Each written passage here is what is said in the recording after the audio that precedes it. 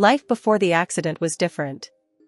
I, Eden, was 19, fiercely independent, and a snowboarding enthusiast. That changed in a heartbeat. After the crash, everything went downhill, not just for me, but for my family too. My mom, Sarah, she's a saint, always there, always caring. But Dad, well, he's a piece of work. Self-centered doesn't even begin to cover it. It was just another ordinary evening at home, me in my wheelchair by the window, Mom reading in her chair, and Dad. Dad was late, as usual. The tension was a thick fog in the room, even before he burst through the door with that grin plastered across his face. The kind of grin that made you want to leave the room. Guess what? Dad bellowed, throwing his coat onto the sofa, not caring where it landed. Mom looked up, weary. "What is it, Mark?" "Old man's finally kicked the bucket," he exclaimed, practically jumping with joy. I felt my heart drop. He was talking about Grandpa, Mom's dad. How could he be so cruel? Mom's face drained of color. "Mark, how can you say that? He was my father." "Oh, come off it, Sarah.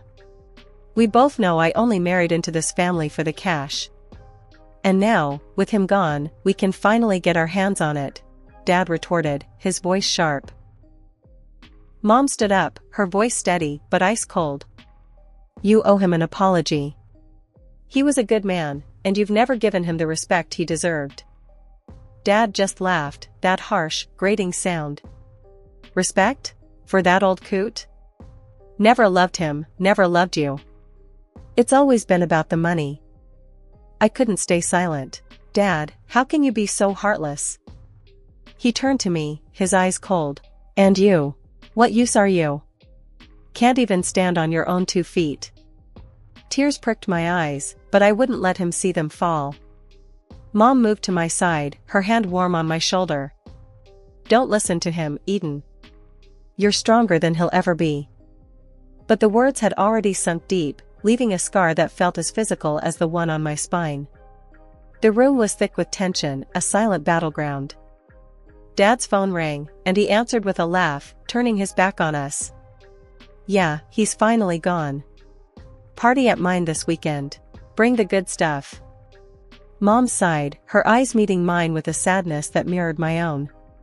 "Let's go to bed, Eden. There's nothing for us here." As we left Dad to his call, I couldn't help but feel a piece of our family die with Grandpa. Dad's joy at his passing was a poison, one that threatened to consume what little love was left in our home. The next day was no better.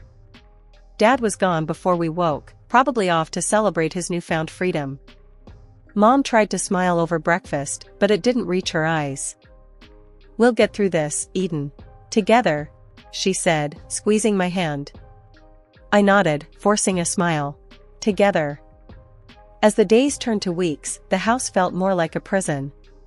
Dad's presence loomed large, even in his absence. The joy he felt at Grandpa's death was a clear message. He was in charge now, and we were just living in his world. After Grandpa's funeral, our house became a war zone. Dad's mask was off, his true nature unchained. The air was thick with disdain, especially towards me. My wheelchair seemed to be a trigger for him, a symbol of something broken he couldn't stand. One evening, the atmosphere at dinner was more suffocating than usual. Mom tried to keep things light, but you could cut the tension with a knife. "So, how was your day, Mark?" Mom asked, her voice a bit too cheerful.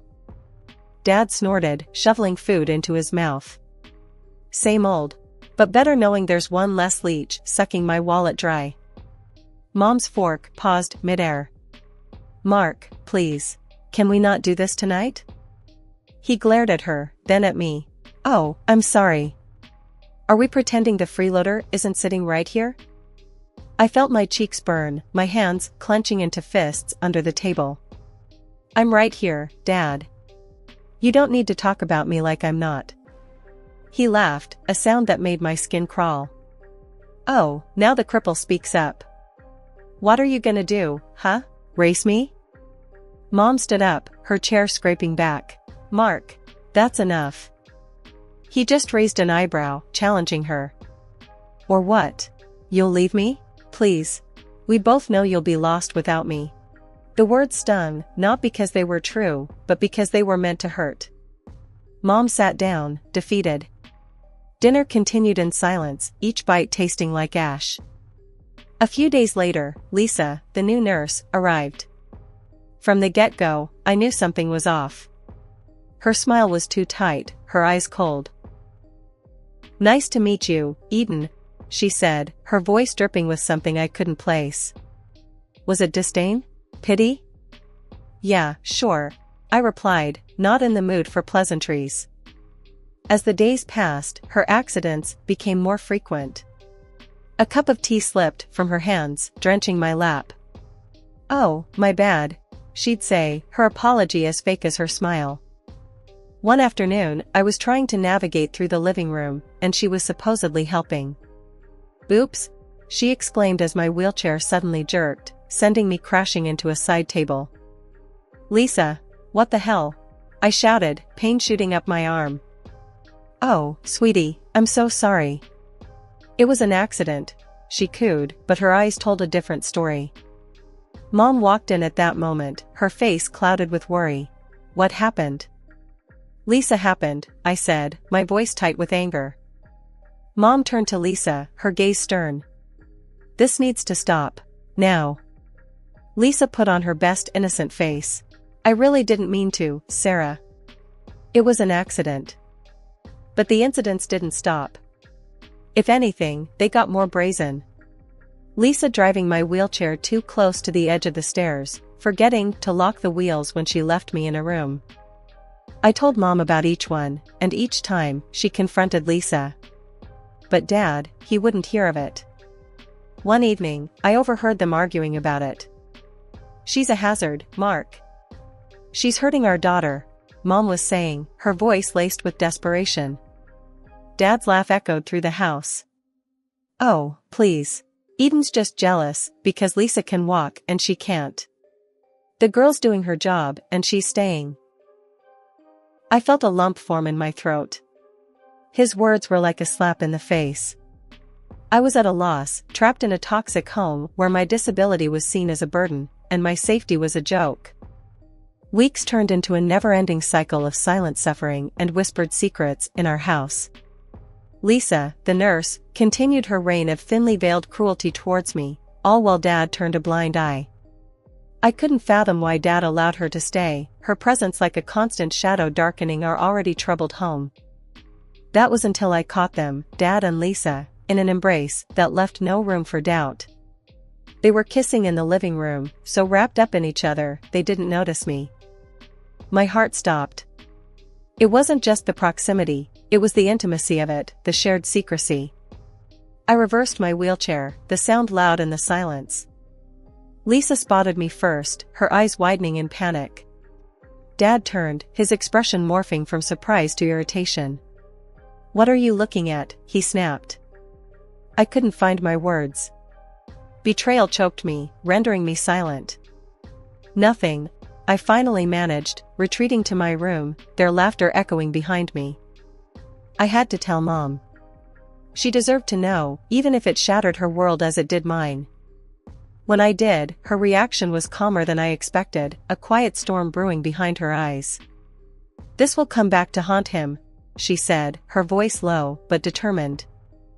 I wasn't sure what she meant then, but I soon noticed the visits from a man who looked like he had seen his fair share of the world, his demeanor screaming former cop. He and Mom would spend hours locked away in her office, talking in hushed tones. I clung to the hope that these meetings spelled a change, a way out of the misery Dad and Lisa had plunged us into. But before anything could materialize, tragedy struck like lightning. Mom was in an accident, the kind that leaves a void that can never be filled. The news hit me like a physical blow, my world crumbling around me. What devastated me even more was Dad's reaction, or the lack thereof. At Mom's funeral, he was almost jubilant, whispering and laughing with Lisa as if they were at a party, instead of mourning the loss of a wife and mother. I couldn't hold back my anger when I saw them together, their glee a stark contrast to the sorrow engulfing me. "How can you be like this? At Mom's funeral?" I hissed at Dad when I got a moment alone with him. He shrugged, his cold eyes meeting mine. Life goes on, Eden. Your mother wouldn't have wanted us to stop living, now would she? The words felt like a slap, his indifference a blade twisting in my heart. But it was his next actions that showed his true colors. Clutching Lisa close, he announced to anyone within earshot that they were planning to marry, that it was what my mother would have wanted. I stood there, a mix of grief and disbelief washing over me. The man who was supposed to be my protector, my guide, was nothing more than a heartless stranger, celebrating his newfound freedom at the expense of my mom's memory. The house felt colder after Mom's funeral, like all warmth had left with her. Dad and Lisa, they didn't even pretend to mourn. It was business as usual for them, maybe even a bit cheerier, if you can believe it. A week had passed, and the air was thick with unsaid things. Dad called a family meeting, which was a joke, really. Just me, him, Lisa, and Uncle John and Aunt Marie, who had come down to help with everything. We were all sitting in the living room, the tension palpable.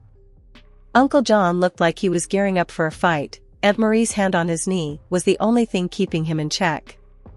Dad cleared his throat, a smug look on his face. I've got news, he started, glancing at Lisa with a smirk. Lisa and I, we're getting married. Aunt Marie gasped, Uncle John's face turned red. You can't be serious, Mark. After everything that's happened? Dad's smirk widened. Oh, I'm dead serious. And there's more. Eden. He turned his gaze to me, that cold, heartless look making my blood freeze. You're going to a state institution for the disabled. We can't take care of you anymore. My heart stopped. What? You can't just decide that for me. I'm not going. He laughed, a sound that made my skin crawl. And who's gonna stop me? You? Don't be stupid.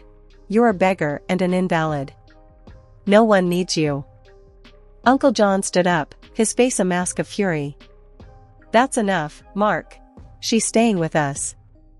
We'll take care of her. Dad looked genuinely surprised for a moment before regaining his composure. Fine. Take her. It's not like she's any use to me anyway.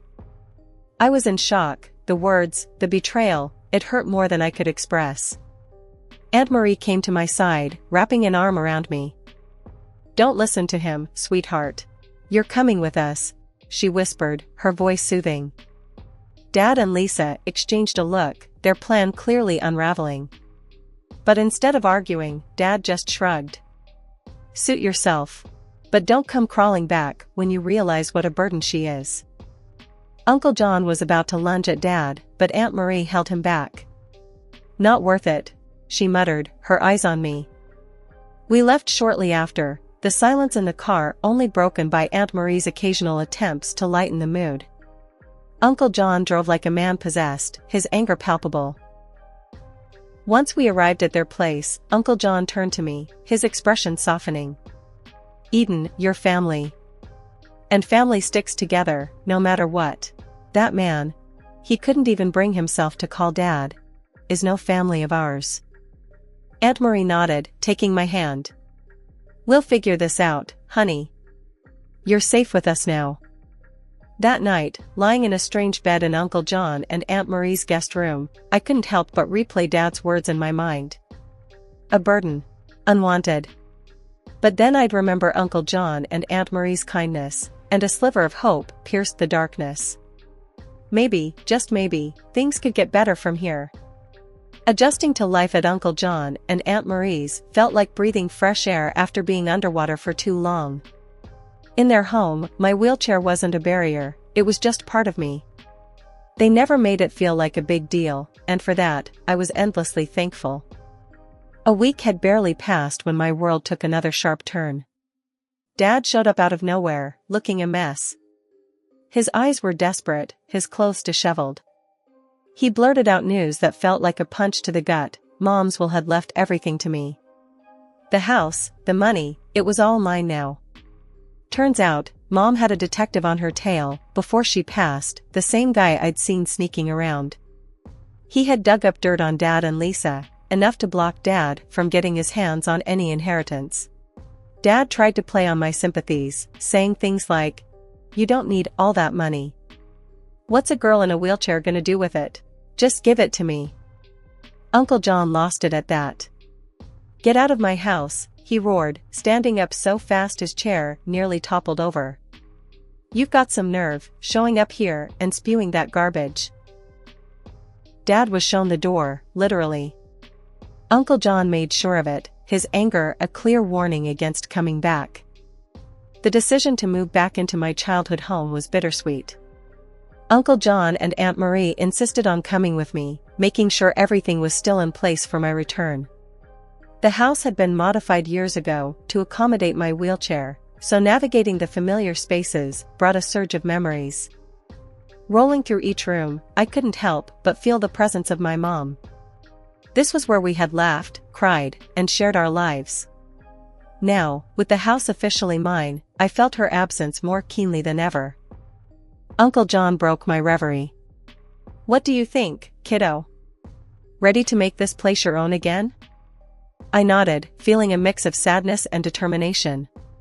"Yeah, I am. It's going to be different, but I think Mom would have wanted me to have a fresh start here." Aunt Marie smiled, her warmth enveloping the room. "She'd be proud of you, Eden. We all are. And remember, we're just a phone call away." As they helped me settle in, I thought about Dad's words, his attempt to diminish me because of my disability.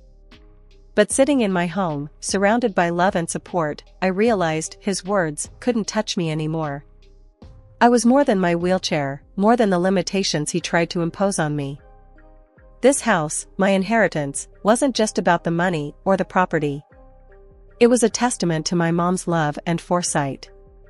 It was a safe haven, a place where I could start anew, building a life on my terms. "Thanks, Uncle John, Aunt Marie. For everything," I said, my voice steady with newfound resolve. "I'm not sure what the future holds, but I'm ready for it. With or without Dad."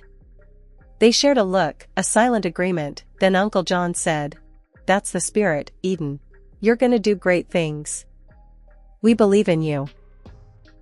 The house felt different that evening, not just a structure of brick and mortar, but a home filled with possibilities and dreams waiting to be realized. For the first time in a long time, I felt genuinely hopeful about the future. A few weeks had settled into a new kind of normal at the house. Aunt Marie decided to stay with me for a bit, helping me out and keeping me company until we found the right nurse. It was nice, having her around. Made the big, old house feel warm again. One lazy afternoon, we were in the kitchen, Marie flipping through a cookbook, when we heard a car pull up. We glanced at each other, both of us tensing up. When we saw it was Dad and that nurse of his, Lisa, my heart sank a bit. But I was determined to face them, to show I wasn't the same person they'd left behind. Dad knocked, his face all desperate when I opened the door. Lisa stood behind him, her arms crossed, looking everywhere but at me. "Can we talk?" Dad's voice was softer than I remembered, but I could still hear the selfishness underneath. I nodded, out of some old respect or maybe just curiosity. "All right, talk." He started rambling about how hard things had been since they left, how he'd racked up debts, thinking he'd get a piece of Mom's inheritance.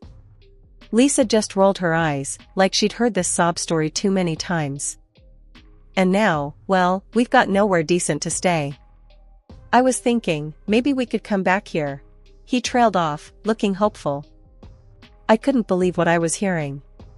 After everything, he thought he could just waltz back in? I felt Aunt Marie's hand on my shoulder, a silent sign of support. "No," I said, stronger than I thought I could. "You made your bed, now lie in it." Dad's face fell, and for a moment, I almost felt sorry for him. Almost. As they turned to leave, Dad and Lisa started arguing right there in my driveway. It was like watching a trashy TV show live. "I want those jewels back, the ones I gave you," Dad shouted, his voice cracking with desperation. Lisa laughed, harsh and loud. "As if, why would I give anything to a broke old man? You promised me a life of luxury, not debts." Aunt Marie and I watched from the doorway, not even trying to hide our interest. It was a mess, but it was also a kind of closure. Seeing them like that, at each other's throats over the very things that had torn our family apart, I felt a weight lift off me. I turned to Aunt Marie, who had a small smile on her face. "Let's go back inside," I said. "I've had enough drama to last a lifetime." She nodded, and we closed the door on that chapter of our lives for good. That night, Aunt Marie and I sat in the living room, a sense of peace between us. The house felt different now, like it was really mine. Our laughter echoed through the rooms, filling the space with new memories. "I'm proud of you, kiddo," Aunt Marie said, her voice warm. "Your mom would be too." I smiled, looking around at the home I was beginning to rebuild. "Thanks, Aunt Marie. I think I'm finally starting to feel like myself again." The path ahead wasn't going to be easy, but with Aunt Marie by my side and the memory of my mom's strength guiding me, I knew I could face anything. Sweet justice, indeed, but also a fresh start. Life after Dad and Lisa's showdown felt like turning over a new leaf. Aunt Marie stayed with me, her presence a constant comfort as we navigated my new reality together. We were in the thick of interviewing nurses, trying to find someone who wasn't just qualified, but also a good fit personality-wise. One afternoon, we sat in the living room with a candidate named Jenna. She was young, around my age, with a bright smile and an easygoing manner that made me like her almost instantly. "So, why nursing?" Aunt Marie asked, getting straight to the point as she always did. Jenna leaned forward, her hands clasped. "I've always wanted to help people. To make a real difference, you know? And after my granddad got sick, I realized this is how I could do it." I nodded, impressed by her sincerity. "What about working with someone in a wheelchair? Any experience with that?" Jenna nodded eagerly. "Yes, actually. I volunteered at a rehab center during college. It's about making life easier, more enjoyable.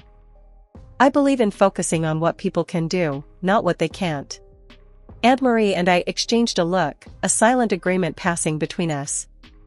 "We'll let you know soon," Aunt Marie told her as the interview wrapped up. But I had a good feeling about Jenna. After Jenna left, Aunt Marie turned to me, a smile playing on her lips. "Well, what do you think?" I smiled back, feeling more hopeful than I had in a long time. "I like her. She seems right." The decision to hire Jenna was a turning point. She wasn't just a nurse, she became a friend. Someone who laughed with me, not at me. Who saw beyond the wheelchair. One day, Jenna and I were in the garden, enjoying the afternoon sun. I was telling her about my plans for the place, how I wanted to make it more accessible, to maybe even start a small garden of my own. Jenna was all in. "That sounds amazing, Eden. Count me in. I might not have a green thumb, but I'm a quick learner." Aunt Marie watched us from the kitchen window, a satisfied smile on her face. Later, she joined us outside, bringing out a pitcher of lemonade. "To new beginnings," she toasted, raising her glass. Jenna and I echoed the sentiment, our glasses clinking in the golden afternoon light. Months have rolled by since I took back control of my life. I've even started taking online courses to continue my education, not letting my wheelchair define what I can or cannot do. I decided to give a chunk of the inheritance from my mom and grandpa to a foundation that helps folks in wheelchairs get back on their feet, so to speak. It feels good, you know? Making a difference, giving back in a way that feels personal to me. As for Dad, last I heard, he's scraping by, working jobs he once would have turned his nose up at. The high life he once lived, all that charm and polish, it's gone. People barely recognize him now. And it's not like I get a kick out of hearing about his downfall. It's more like it's confirmed something I've come to believe: karma's real. It catches up to everyone eventually, serving up exactly what they deserve. Living with this mindset, I found a kind of peace. I'm focusing on my studies, my recovery, and working on making my home, and maybe even the world, a bit better for people like me. Jenna and I, we talk a lot about the future, about plans and dreams. It's funny, not too long ago, I couldn't picture a future worth looking forward to. We're doing good, aren't we, Jenna? I asked her one evening as we sat in my newly accessible garden, a project we tackled together. Better than good, Eden. You're smashing it, she replied with that cheeky grin of hers. It's moments like these that remind me how far I've come. From feeling trapped in a life I didn't want, to building one that feels right. My journey's had its share of ups and downs, but here I am, moving forward, wheelchair and all.